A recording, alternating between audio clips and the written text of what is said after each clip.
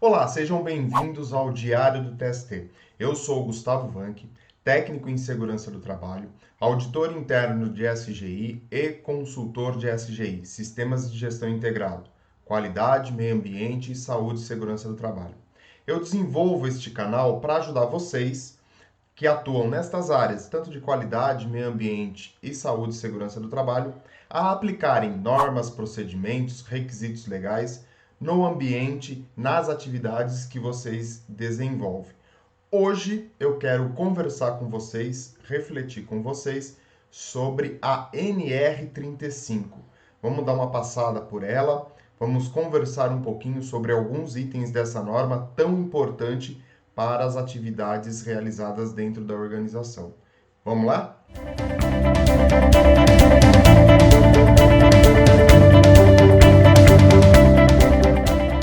Muito bem, pessoal. A gente vai fazer hoje um bate-papo e um acompanhamento da norma, ou seja, vamos fazer algum entendimento sobre os itens da norma da NR35, serviços realizados em altura. Uma norma que é muito importante para a atividade do dia a dia e ela tem que ser muito bem aplicada e muito bem acompanhada, porque a gente sabe, num trabalho em altura não existe erros, né? Se você cometer alguma falha na execução desse trabalho, muito provavelmente o seu acidente vai ser um acidente fatal. Então vamos ver o que a norma traz para a gente, o que ela fala e quais são as exigências dela e o que a gente pode comentar em cima destes itens ou dos itens da norma da NR35. Então, começa aí com o texto normal de publicação e as últimas revisões. A última revisão dela foi feita agora em 2019, mais precisamente publicada no Diário Oficial da União, do dia 31/7/2019. Então, ela vai falar primeiro ao que ela se aplica, né, o que ela se propõe. Então, ela vai te trazer para nós os requisitos para as execuções das atividades em altura e envolvendo planejamento, avaliações de saúde, equipamentos de proteção, enfim, todos esses itens que envolvem toda essa atividade em altura. E aqui um ponto importante, o que ela considera, ou o que a gente deve considerar como trabalho sendo realizado em altura? Toda a atividade que é executada a 2 metros a partir do solo, ou seja, a partir do piso onde você está executando a atividade. Então, são 2 metros a contar deste nível, né? Existem empresas, e eu já comentei, já vi isso dentro de algumas organizações, onde eles balizam o trabalho em altura em 1,5 m, por exemplo, né? Então, ou seja, eles estão sendo mais rígidos do que a norma. Isso pode, e é muito, tem um foco de prevenção, tem um foco de ser um pouco mais rígido nessa situação, e aí você consegue ser mais prevencionista aí nesse sentido, a partir do momento que você considera que você está sendo mais rigoroso que a norma. Você não pode fazer o contrário. Ah, eu vou considerar o trabalho em altura dentro da minha empresa a partir dos 3 metros a contar do solo. Aí você não pode, você está descumprindo uma norma regulamentadora, uma legislação, e aí você pode ser punido por conta disso. Então, 2 metros é o limite. Se você quiser trabalhar com menos, melhor para você, você vai ter mais. Você vai garantir que esse colaborador aí esteja realizando uma atividade mais segura e aí você evita as complicações tanto legais quanto de saúde e segurança do trabalho. Ela também complementa, essa norma se complementa com as normas técnicas oficiais estabelecidas pelos órgãos competentes ou, na ausência de omissão dessas, as normas internacionais. O que ela está dizendo aqui? Se você tiver algum item que não está constando na NR, ou mesmo alguns equipamentos que tenham normas para que sejam confeccionados, para que você siga, essas normas devem complementar a NR35.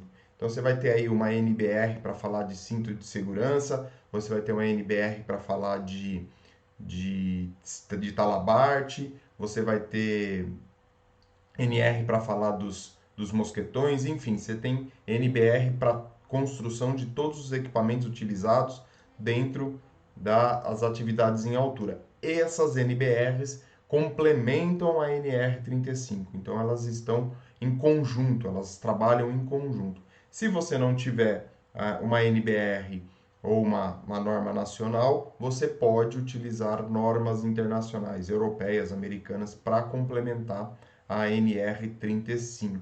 Então, tudo que você tem de informação técnica que vai agregar, que vai te ajudar na elaboração e na execução dos trabalhos em altura, você pode complementar essa NR. É isso que ela está dizendo neste item.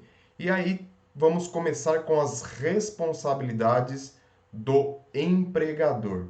Primeiro que o empregador tem que garantir as proteções estabelecidas por essa norma. Então, ele tem que atender a NR35. Factível, não tem como fugir. Vou realizar uma atividade em altura, o empregador tem que obedecer a NR35. Ele tem que assegurar, ou seja, ele tem que garantir que seja feita, seja realizado uma análise de risco e uma elaboração de uma permissão de trabalho, se for necessário, se for aplicável àquela situação. Então, não se pode, o colaborador, o empregador não pode se omitir ou não pode impedir que seja feita uma análise de risco e uma emissão de uma permissão de trabalho para a realização dos trabalhos, das atividades em altura. Isso é responsabilidade dele, ele tem que fazer com que isso seja, com que essa análise aconteça, com que tudo isso que nós estamos conversando, com o atendimento da NR35 seja feito de maneira adequada. Ele tem que também garantir, e é responsabilidade dele, desenvolver procedimento para as atividades rotineiras em trabalho em altura. Se eu tenho uma atividade que ela é constante dentro da minha empresa, eu vou elaborar um procedimento. Eu vou elaborar uma sistemática, uma instrução de trabalho para que esta atividade seja realizada de maneira adequada ao que diz respeito à NR35 e à atividade propriamente dita. Então, vou elaborar um procedimento. Inclusive, dica, aqui no canal do Diário do TST, você tem um vídeo falando sobre elaboração de procedimentos. Dá uma corrida lá que eu explico como você elabora um procedimento. De uma maneira geral, qualquer procedimento, qualquer instrução de trabalho, você tem lá o passo a passo para você fazer, para você elaborar esse procedimento. Depois ele tem que assegurar também que a avaliação prévia das condições do local de trabalho em altura, pelo seu estudo, planejamento e implementações de ações e medidas complementares de segurança. O que ele quer dizer com isso? Eu tenho que garantir que o trabalhador ou a equipe que vai realizar o trabalho em altura possa fazer a análise do local, ele possa estar ali avaliando os riscos e adotando as medidas, realizando o planejamento da execução dessa atividade em altura. Um fato que pode acontecer, né, e que a gente pode encontrar com uma certa frequência dentro das empresas, é aquela frase, né? Ah, é rapidinho. Vai lá, sobe na escada, troca a lâmpada que é rapidinho. E a lâmpada está a 6 metros de altura.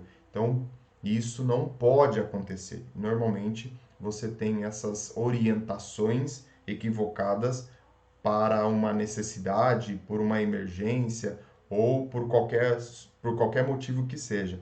E isso acontece frequentemente. Ah, sobe lá que você vai ter. Você sobe lá, troca a lâmpada, é 5 minutinhos, você faz isso e está tudo resolvido. Se for trabalho em altura, não é desta maneira que funciona. A gente está vendo isso aqui dentro da NR35. Não posso deixar que estas situações, sem um planejamento, sem a avaliação do local, seja feita. Então, é importante vocês prestarem atenção nestes 5 minutinhos, nessas atividades rapidinhas em altura, que normalmente traz muita dor de cabeça para a segurança do trabalho. Adotar as providências necessárias para acompanhar o cumprimento das medidas de proteção estabelecido pelas normas e pelas empresas contratadas. Então, estou contratando uma empresa para fazer um trabalho em altura dentro da minha organização. Um exemplo clássico aí, vou contratar uma empresa para fazer a limpeza do meu telhado, a limpeza da calha da empresa. Né? Eu tenho que cobrar isso das empresas que vão fazer essa prestação de serviço dentro da minha organização. Não posso simplesmente contratar e colocar eles lá para trabalhar e não supervisionar isso, não verificar os itens que pede a norma, não fazer com que essa NR seja cumprida, mesmo que a empresa seja contratada. Lembro aqui, já falei em alguns vídeos também, que a empresa contratada e a empresa contratante, elas são corresponsáveis nas atividades que são executadas dentro da organização. Então, se acontecer alguma coisa com a empresa contratada, a contratante vai responder junto com a empresa contratada. Então, existem pesos e situações e avaliações diferentes, mas as duas ali são responsáveis pelas atividades dentro da organização, dentro do local onde está sendo realizada a atividade. Garantir que os trabalhadores tenham as informações atualizadas sobre os riscos e as medidas de controle. Então, eu tenho que informar os meus trabalhadores quais são as medidas e os riscos que eles estão expostos na realização dessa atividade em altura. Não só numa primeira vez, mas todas as vezes que forem atualizados os riscos, os colaboradores também devem receber essa informação. Garantir que qualquer trabalho em altura só inicie depois de adotadas as medidas de proteção definidas nesta norma. Volto lá naquela questão. Não se faz trabalho em altura de qualquer jeito. Eu tenho que olhar para a norma, aplicar as medidas e aí sim eu vou fazer com que este trabalhador possa realizar essa atividade em altura. Assegurar a suspensão dos trabalhos em altura quando verificar situação ou condição de risco não prevista, cuja eliminação ou neutralização imediata não seja possível. Qualquer evento adverso dentro da minha realização da atividade em altura, ele tem que ser suspenso ou nem pode ser iniciado. Vou pegar um exemplo aí mais clássico, né? O tempo tá meio lusco-fusco, eu não sei se vai chover, se não vai chover, tá um pouco ventando, tem uma certa quantidade de vento, e aí eu tenho que fazer a limpeza da minha calha, como eu utilizei aí no começo do vídeo. E aí, eu posso começar ou não posso começar esse trabalho em altura? Eu posso realizar ou não posso realizar esse trabalho em altura? Por esse item, eu não posso, porque eu estou em condição de risco não prevista. Eu não consigo eliminar este risco, né?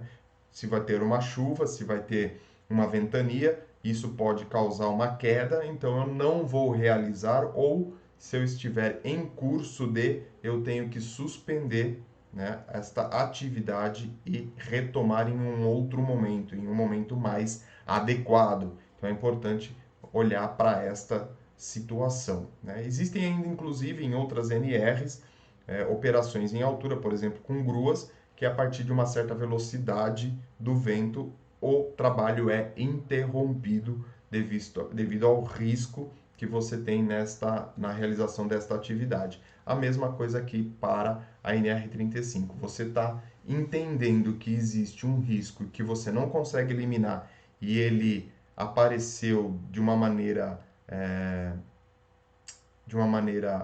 de surpresa, vamos dizer assim, você tem que suspender ou não iniciar esta atividade. Elaborar uma sistemática de autorização dos trabalhadores para o trabalho em altura. Então nós falamos dos procedimentos da sistemática da atividade. Então dentro dessa sistemática você vai incluir aí como que você vai fazer a autorização dos trabalhadores que vão realizar as atividades em altura. Assegurar que todo trabalho seja realizado sob supervisão. Então eu tenho que ter alguém acompanhando esta atividade, cuja forma será definida pela análise de risco, e aí vai depender de cada atividade, de cada situação, de cada momento. Então você tem que ter uma pessoa que vai acompanhar, que vai supervisionar esta atividade em altura. E assegurar que o trabalho seja realizado, assegurar a organização e o arquivamento da documentação prevista nesta norma.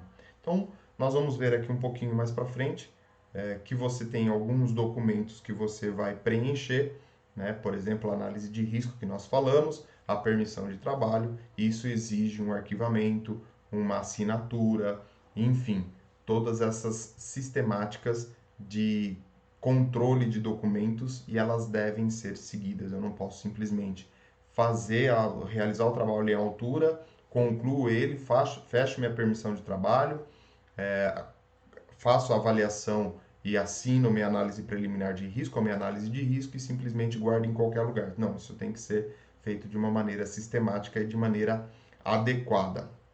Isso é responsabilidade do empregador. E o que cabe aos empregados, aquelas pessoas que vão realizar as atividades em altura? Primeiro, cumprir as disposições legais sobre esse trabalho em altura, inclusive os procedimentos expedidos pelo empregador. Então, tudo aquilo que envolve o trabalho em altura tem que ser atendido, tem que ser obedecido.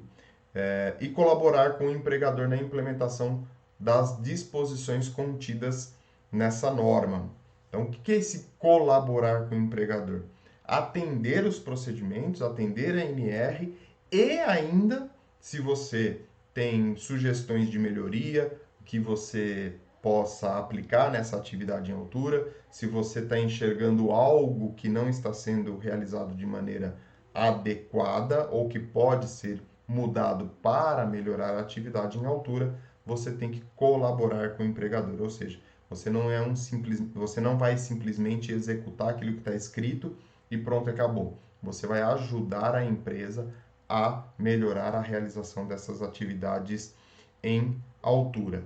E depois, fechando essa questão de responsabilidade dos empregados, zelar pela segurança e saúde de outras pessoas que possam ser afetadas por suas ações ou omissões no trabalho. Então, não vou olhar só para a minha pessoa. Estou protegido, estou com cinto e as outras pessoas se virem, né? Vamos dizer assim, um palavreado aí, mas se virem para se protegerem. Não, não é esse o objetivo. Você tem que olhar para esta atividade, entender, né, como que vai ser realizada esta atividade e garantir que pessoas que não estão envolvidas na atividade ou que estão também direta e indiretamente envolvidas estejam seguras, estejam também que possam realizar e continuar as suas atividades de maneira normal, de maneira adequada, de maneira saudável e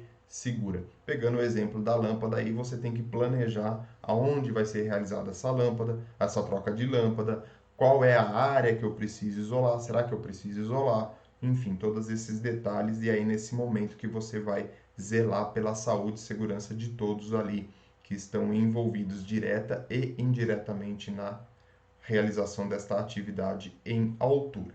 Falamos em responsabilidades, também temos que falar em capacitação e treinamento. Não é qualquer profissional que pode realizar um trabalho em altura, né? Esse profissional ele tem que estar capacitado e treinado para realizar esse trabalho em altura. E como é que eu faço isso? Através, né, então, de um curso, de um treinamento com carga horária de no mínimo 8 horas e com um conteúdo programático pré-estabelecido.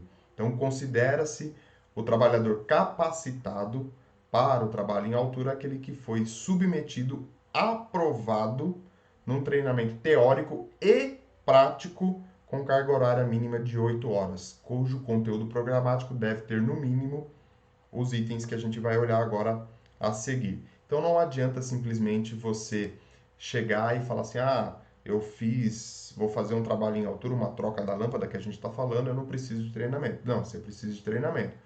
Detalhe, prático e teórico. Não adianta você falar só do prático ou só do teórico. tem que ter os dois. E hoje a gente vai olhar daqui a pouco qual que é o conteúdo que é necessário para esse treinamento, né? Eu tenho experiência, mas eu não tenho o conteúdo. E outra coisa, né? A gente tem essa nova maneira de você aprender, né? Que é justamente essa questão digital, onde você tem cursos de maneira informatizada, que você tem cursos, conteúdo através desses canais, dos diversos modos e maneiras de se transmitir esse conhecimento. É importante você se atentar que para algumas situações não adianta você fazer este curso de maneira remota, de maneira digital, né?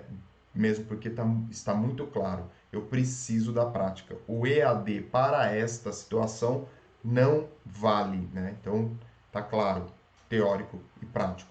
Ah, mas Gustavo, eu posso fazer o teórico de maneira digital e o prático depois?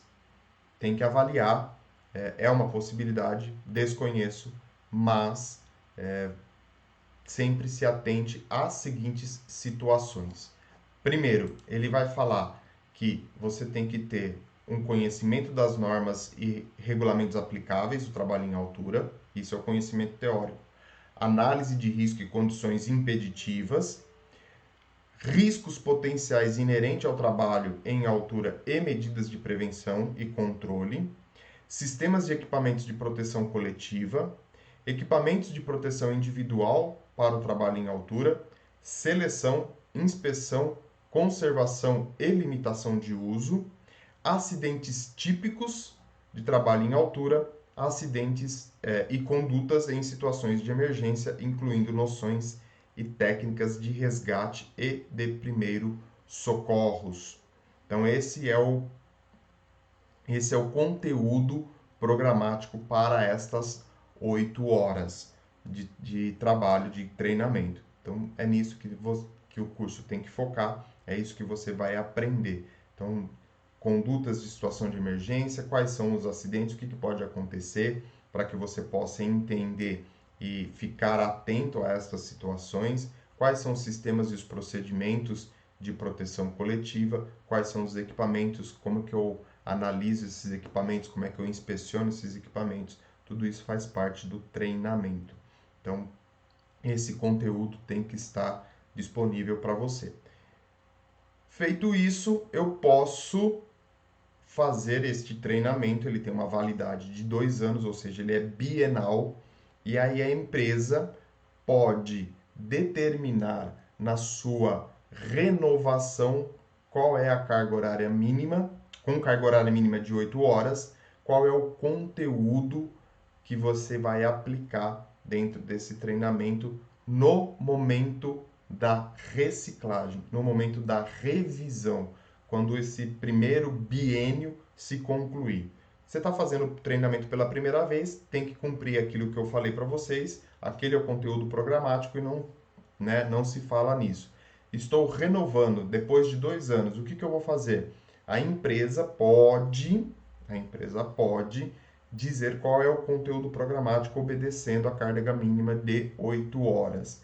E aí vai depender da particularidade de cada organização, como é que ela trabalha, o que ela mais utiliza, o que ela menos utiliza, para determinar esse conteúdo programático. O que acontece na prática? O que é mais fácil para a organização? Venceu os 2 anos? Eu contrato ou eu dou um treinamento com toda a carga horária, com todo o conteúdo programático de novo.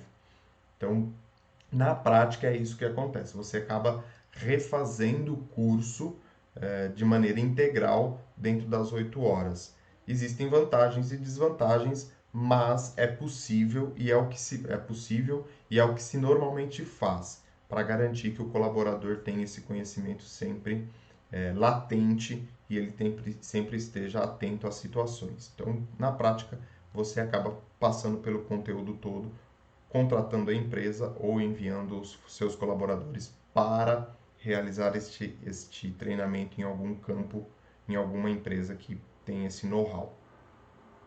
O treinamento deve ser ministrado por instrutores com comprovada proficiência no assunto e sob a responsabilidade de profissional qualificado em segurança do trabalho. Então aqui não adianta simplesmente ter o treinamento teórico e não tenho prática e eu vou ser um instrutor de trabalho em altura.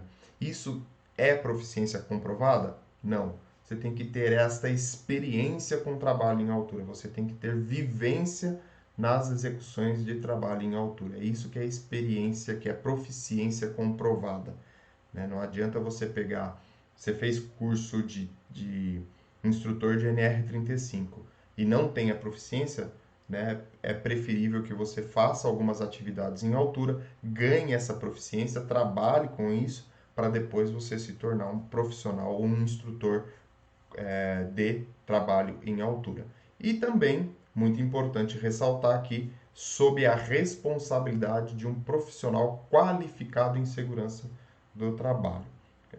E aí você vai ter que ter um engenheiro ou um técnico aí olhando para isto, olhando para esta atividade, para este instrutor e para esse curso e sendo responsável por este treinamento. Então não é qualquer profissional que pode ir lá ministrar um treinamento de trabalho em altura. Ah, mas faz 20 anos que eu trabalho com altura.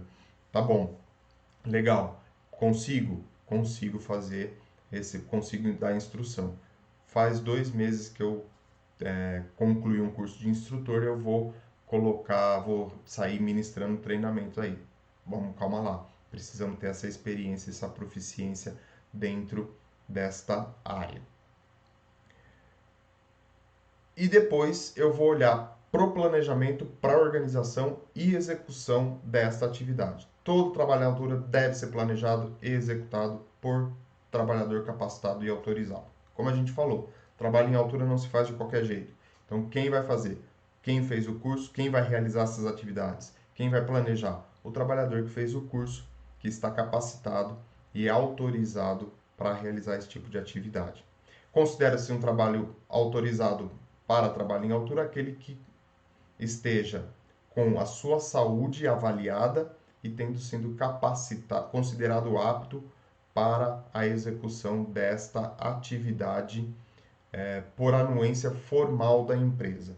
Então, quando você vai realizar um trabalho em altura, eu tenho que ter o curso e tenho que ter a minha saúde avaliada, ou seja, eu estou apto para realizar essa atividade em altura. Por exemplo, se eu tenho um problema com glicemia e a minha glicemia está muito baixa, eu não posso realizar um trabalho em altura, porque existe o risco de queda, de eu ter um desmaio, de ter uma tontura na hora de realizar o trabalho em altura e aí eu posso vir a causar um acidente. Então, nessa situação, se avalia a mesma coisa com relação à questão à pressão arterial. Se ela estiver muito baixa ou muito alta, você também não pode realizar. Então, aí é nesse momento que a gente considera se o colaborador está apto ou não para realizar este trabalho em altura, além, lógico, do curso, né? Cabe ao empregador avaliar o estado de saúde dos trabalhadores que exercem atividades em altura, garantindo que os exames e a sistemática de avaliação sejam partes integrantes do programa de controle médico de saúde ocupacional, devendo nele estar consignado. A avaliação seja efetuada periodicamente, considerando os riscos envolvidos em cada situação, e seja realizado o exame médico voltado às patologias que poderão originar em mal súbito e queda de altura, considerando também os fatores psicossociais. Então alguns exemplos do que o empregador tem que garantir para que esse trabalho em altura seja realizado de maneira adequada. Então prestem atenção, você que tem ali dentro da sua função uma atividade realizada em altura, isso vai estar no seu PPRA, no seu Programa de Gerenciamento de Risco, isso vai ser submetido ao Programa de Controle Médico de Saúde Ocupacional. O médico do trabalho vai avaliar isso, vai determinar os exames que são necessários para a realização da atividade em altura. Existem algumas peculiaridades dependendo de cada atividade que será realizada, e isso tem que ser acompanhado periodicamente, né? Então, isso que a empresa tem que observar na realização da atividade em altura. A aptidão para o trabalho deve ser consignada no atestado de saúde ocupacional do trabalhador. Então, vou fazer minha avaliação e eu correlaciono isso no meu atestado de saúde ocupacional. Tem que constar no seu atestado de saúde ocupacional quais os exames que são solicitados para a realização do trabalho em altura e se você está apto ou não para realizar esta atividade. A empresa deve manter o cadastro atualizado para que permita conhecer a abrangência e autorização de cada trabalhador em altura. Então, tenho que ter aí uma lista dos trabalhadores que vão realizar a atividade em altura. E no planejamento do trabalho devem ser adotados de acordo com a seguinte hierarquia. Então, vou olhar para as medidas, a medida para evitar o trabalho em altura sempre que existir meio alternativo de execução. Ou seja, se eu tiver uma outra maneira de realizar o trabalho em altura, eu vou utilizar dessa outra maneira, dessa outra forma, e assim eu evito o trabalho em altura. Então, começa por aí, eliminação do risco. Se o trabalho em altura é um risco, eu procuro eliminar este risco. Depois, medidas que eliminem os riscos de queda dos trabalhadores na impossibilidade de execução do trabalho de outra forma. Então, vou adotar as medidas aí que eliminem o risco de queda. E depois, medidas que minimizem as consequências da queda quando o risco de queda não puder ser eliminado. Então, vou utilizar cinto paraquedista com talabarte duplo, vou colocar uma linha de vida, vou colocar um trava-quedas, enfim, todas essas situações dentro destas atividades.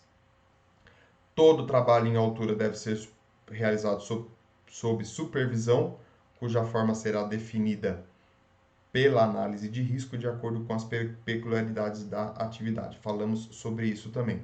A execução deve ser considerada, a execução do serviço deve considerar as influências externas que possam alterar as condições do local de trabalho, já previstas nas análises de risco.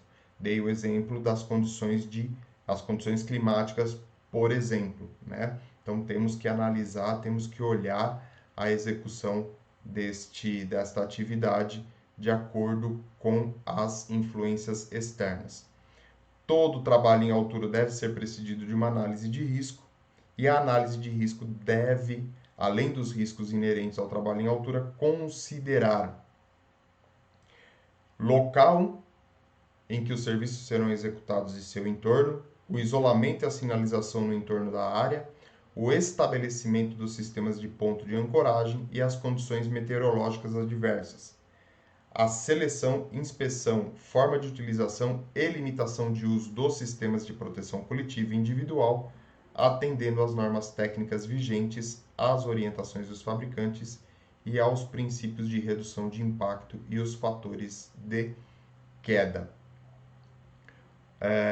Nisso daí, vamos planejar e olhar para esse trabalho em altura daquela maneira que eu já comentei com vocês.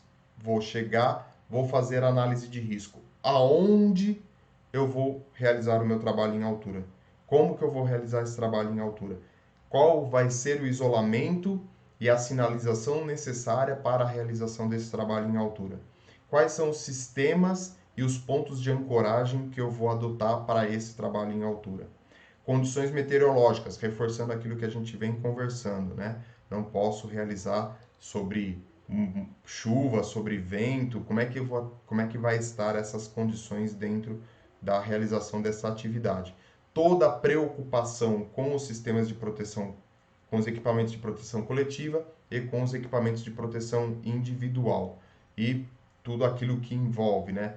Tem o fator de queda, qual é o fator de queda que deve ser aplicado, tenho linha de vida, tenho sistema trava-queda, o talabarte com amortecimento de queda, tudo isso é necessário nesta análise de risco. Além disso, eu vou olhar para os riscos de quedas de materiais e ferramentas, então tenho que planejar isso, se acontecer o que eu vou fazer, os trabalhos simultâneos que apresentam riscos específicos, o atendimento aos requisitos de segurança e saúde contidos nas demais normas regulamentadoras, Então não vou simplesmente olhar só para a NR35, tem aí a NR10, a NR12, a NR33, entre outras aí. Quais são os riscos envolvidos dentro destas atividades?